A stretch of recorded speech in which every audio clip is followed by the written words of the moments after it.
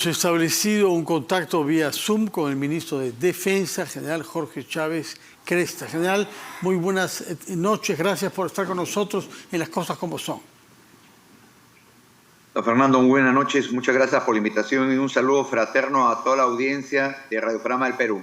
Muchas gracias. Hemos visto que, si bien está en su despacho ahora, aparentemente ha estado desplazándose a lo largo del fin de semana y el día de hoy, y me parece que hoy ha estado en Chaclacayo. ¿Qué conclusión saca usted sobre el estado actual de los daños en nuestro país y qué previsiones le han hecho los organismos científicos respecto a lo que podemos temer para los próximos días? Se lo pregunto tanto más que además de ministro de Defensa, usted es un hombre que tiene una enorme experiencia en defensa civil, puesto que ha dirigido este organismo del Estado durante varios años. Muchas gracias, don Fernando. Yo podría decir que el balance que venimos llevando a cabo en estos momentos está enmarcado en los escenarios que se han venido presentando desde el mes de enero hacia la fecha. El primero, el escenario correspondiente a lluvias intensas que por un ciclo meteorológico se producen desde el mes de diciembre hasta el mes de abril. Estamos en ese periodo de lluvias intensas que estuvo un poco atrasado, pero que se agravó con el segundo escenario con la aparición del ciclón Yaku. Ciclón de que dejó su daño a lo largo de toda la costa, desde Tumbes hasta Ica aproximadamente, y que ya salió del entorno y del área geográfica del continente sudamericano. Sin embargo, tenemos este tercer escenario en el periodo de lluvias, incrementado con el desplazamiento del anticiclón del sur, ubicado en la parte sur-oeste de nuestro continente, que se ha desplazado más hacia el oeste y ha debilitado la cantidad de aire que permite enfriar las aguas de nuestro mar territorial y que actualmente está permitiendo con su desplazamiento que ingresen vientos cálidos por parte del norte y que comience a incrementar la temperatura en la costa norte de nuestro país, y por lo tanto nos encontramos en una situación de un niño costero débil, por lo menos hasta el mes de mayo y junio, en que van a continuar las lluvias, de acuerdo a lo que ha dicho la entidad científica conocida como el ENFEN, que es un organismo que monitorea el comportamiento del fenómeno del Niño. En virtud a esos tres escenarios, nos encontramos en una situación de lluvias constantes y que están produciéndose activación de quebradas, y en la mayoría de los casos, como consecuencia de esa activación de quebradas, el incremento del caudal de los ríos y como consecuencia el desborde de los mismos. Asimismo, hemos podido apreciar que las lagunas, en algunos casos donde se encuentran ubicadas, han sido desbordadas o por el incremento de lluvias intensas que vienen ocasionando algún tipo de daño a las poblaciones aledañas a esa zona. Entonces, ese es el escenario en que nos encontramos nosotros, y lo que tenemos que hacer es responder ante esa contingencia en virtud de lo que se viene presentando. De acuerdo. Usted ha estado, me parece, en el Valle del Rímac, hoy, en Chaclacayo, ¿no? Y al mismo tiempo hemos tenido noticias del alza del caudal del río Chillón, y que durante los trabajos de descolmataje se ha hallado el cadáver de un niño ahí, de manera que tenemos un muerto más, una criatura. No sabemos las condiciones en que ha muerto, pero parece que hay un tema complicado en este momento con el río Chillón, ¿no? Sí, lo que sucede es que con el incremento de las lluvias tenemos 3 cuencas en la ciudad de Lima. De las 19, desde Tumbes hasta Ica, en Lima tenemos la cuenca del río Rímac, que está en los estándares normales, la cuenca del río Chillón, que ha incrementado y viene incrementando y después baja de nivel, y que viene afectando de manera muy directa a las viviendas ubicadas en los distritos de Comas y Puente Piedra. Y es ahí donde ha habido una mayor afectación y se ha tenido que producir el retiro de la población que está en las viviendas con el inminente colapso de las viviendas. El lamentable fallecimiento de este niño, de que ha sido encontrado en trabajos de protección y de descolmatación en algunos sectores, nos ha proporcionado la información que este niño estaba en una vivienda muy cercana a dicha zona de la ladera, de la margen del río Chillón, y que fue lamentablemente arrastrado, eso hace 2 días. En las labores de que se está haciendo de protección de las riberas y de las viviendas que están aledañas a esta zona, fue encontrada en esa situación. Es por eso que nosotros estamos generando una alerta en el sentido de que las viviendas que se encuentran aledañas a los ríos antes mencionados, Lurín, Chillón y Rímac, deben de tomar todas las previsiones conjuntamente con la autoridad local y con la plataforma de defensa civil para garantizar su seguridad, y está siendo trasladada a los albergues que ya han sido implementados por la autoridad local.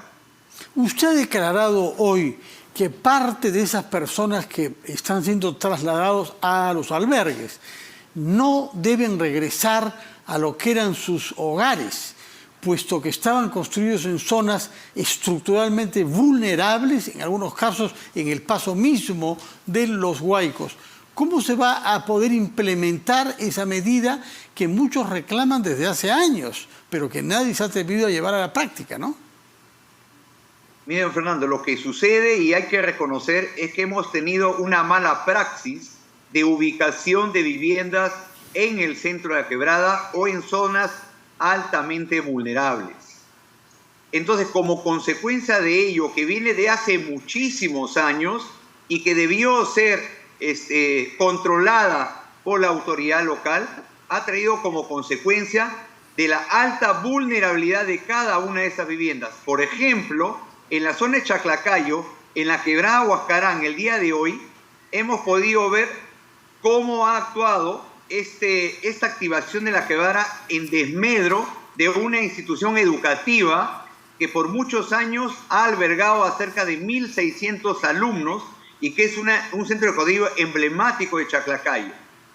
Lo que hemos tenido que hacer no solamente es limpiar, hacer un informe técnico, la construcción de un muro, que eso está a cargo del Ministerio de Educación, de su entidad correspondiente para la refacción y de la infraestructura del colegio, y posteriormente hacer un proyecto de inversión pública como lo viene desarrollando, sino que ir al origen del problema. Hemos ido al ingreso de la activación de la quebrada, que está siendo descolmatada. Sin embargo, el recorrido hace de que tenga que desembocar por alguna de las calles. Y lamentablemente la mayoría de la población no desea que vaya por su calle. El día de mañana se está reuniendo una mesa de trabajo para determinar cuál debe ser la ruta, y sobre la base de esa ruta establecer la protección de las viviendas para el desfogue natural ante la inminente activación de esa quebrada. Si nosotros no tomamos las previsiones para que las quebradas sigan su desarrollo normal y vamos a tratar de taparlas y dejar al libre albedrío la quebrada, va a afectar no solamente centros educativos, sino lugares en donde la naturaleza tiene que discurrir hacia el río. Acciones de esa naturaleza tenemos que tomarlas de manera rápida en el proceso de preparación para la contingencia de estas acciones. Todos los sectores están en esa motivación, con empleo de maquinarias, reubicación de la población, protección del dren natural que debe de tener ello. Así como lo ha hecho Punta Hermosa, que hemos visto un recorrido como de 800 metros con sacos terreros para indicar el desarrollo normal del dren que se produce como consecuencia de la activación de la quebrada Malinche. Igual manera lo vamos a tener que hacer en cada una de las quebradas que puedan atentar contra la seguridad de nuestra población. ¿Qué papel está jugando el ejército en estos esfuerzos por hacer frente a la emergencia? Hemos descuidado la prevención, ya se ha dicho lo suficiente respecto de la autoridad para la reconstrucción con cambios, pero ahora se trata de medidas de emergencia, es decir, permitir que las personas puedan vivir en sus casas si son seguras y al mismo tiempo evitar que el agua entre. Y he visto en varias localidades a jóvenes de nuestro ejército llevando sacos de arena para cubrir y para canalizar el agua. Pero díganos en general, ¿cuántos efectivos del Ejército Peruano y de la Fuerza Armada han sido movilizados para ayudar a los ciudadanos en un momento de grave carencia? Muchas gracias por la pregunta, Fernando, pero antes de responder específicamente a lo del Ejército, quisiera dirigirme hacia el país en esta entrevista y tener la oportunidad ante este escenario de lluvias y que conocido como el Niño Costero Débil. Primero, lo que se tiene que hacer, tanto Fuerzas Armadas como todos los sectores en lo que estamos trabajando, es reforzar los puntos críticos de las cuencas que puedan ser afectadas. Evacuar ante cuencas que presenten peligro inminente hacia albergues, implementar los albergues, incrementar el equipamiento de motobombas y otros equipos para evacuar las aguas en cada una de las zonas afectadas. Alerta permanente y vigilia sobre la activación de quebradas, plataformas de defensa civil activadas, participación activa de la población. Tenemos varios ejemplos como Punta Hermosa para participar, protegerse y rescatar el ejemplo que nos ha dado la Municipalidad Metropolitana de Lima y la Municipalidad de Surco en el desprendimiento de poder entregar maquinarias y personal para apoyar a la población afectada.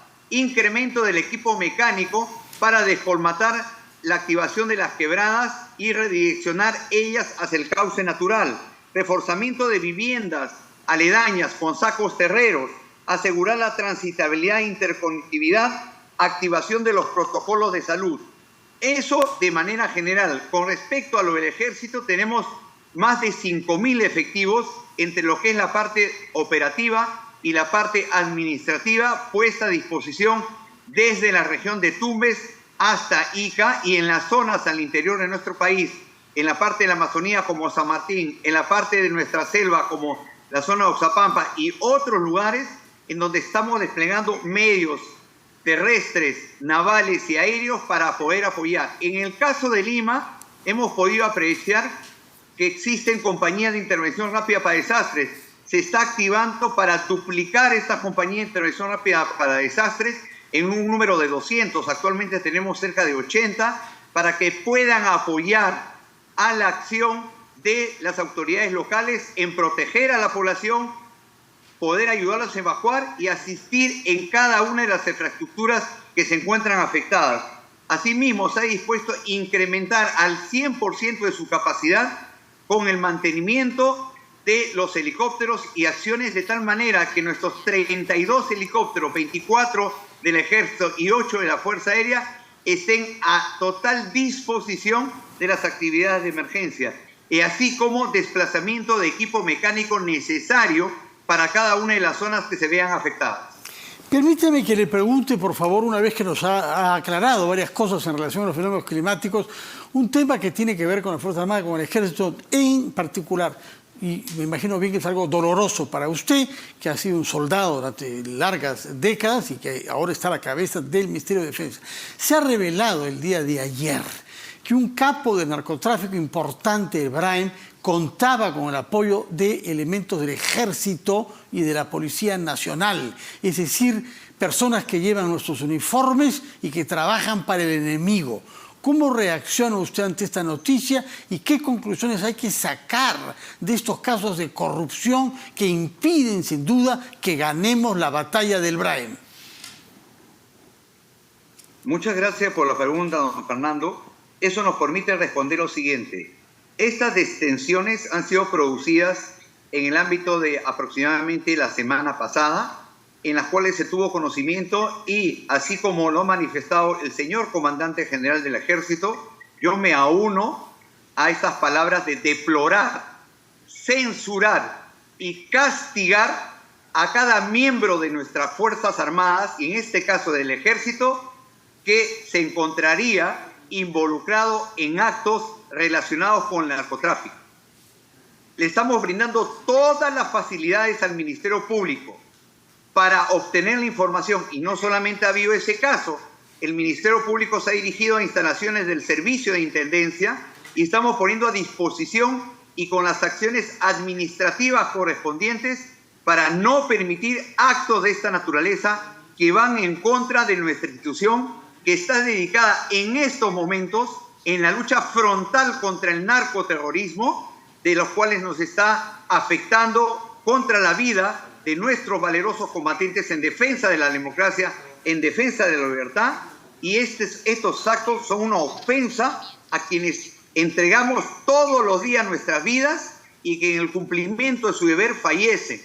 Vuelvo a repetir, deploramos estos actos, estamos proporcionando todas las acciones correspondientes y vamos a ser implacables e inflexibles en determinar responsabilidades y que éstas no puedan llevarse a cabo de manera siguiente. Tenemos que comunicar, tenemos que tomar todas las acciones de control para que no se vuelvan a producir actos de esta naturaleza. Tomamos la palabra, efectivamente eso es trabajar para los enemigos de la Fuerza Armada y del Estado. Se está librando una batalla ahí, hemos visto que hay policías caídos, hay más de 200 efectivos de la Fuerza Armada que han muerto desde que han comenzado las operaciones en el Brain. Resulta absolutamente repugnante que oficiales del Ejército 3, o por lo menos miembros del Ejército 3 y de la Policía Nacional hayan sido descubiertos como colaboradores de un capo llamado Leche en la zona de Ayacucho, en el Brain.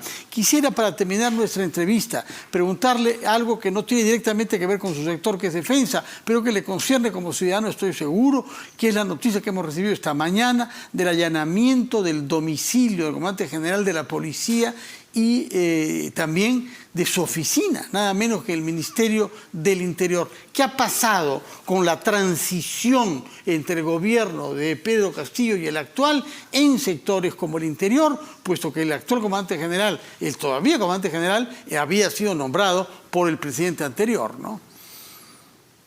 Fernando, muchísimas gracias por la pregunta. Quisiera complementar lo anteriormente expuesto, que no solamente es un repudio del que habla, del sector defensa, del ejército, sino que abarco que es un repudio de todo el país en contra de esos malos elementos del ejército que se han visto involucrados en estos actos de narcotráfico.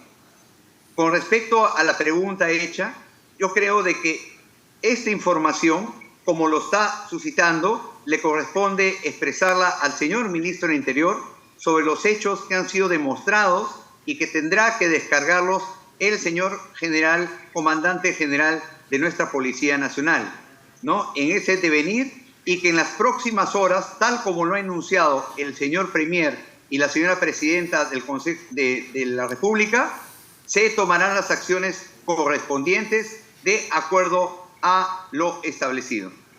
Muchas gracias, general Jorge Chávez Cresta, ministro de Defensa, por sus explicaciones tanto sobre las responsabilidades que estaba usted asumiendo para hacer frente a las emergencias climáticas, cuanto sobre este doloroso tema de la colaboración de miembros de nuestro ejército y la policía con un famoso capo del narcotráfico del Brain, el señor Leche, que ya había sido detenido y que se había escapado hace 10 años y que ha vuelto a las mismas cosas, habiéndose constituido en una referencia de dinero que ya sabemos va a dar a manos de los enemigos de nuestra democracia y de nuestro país, es decir, los terroristas.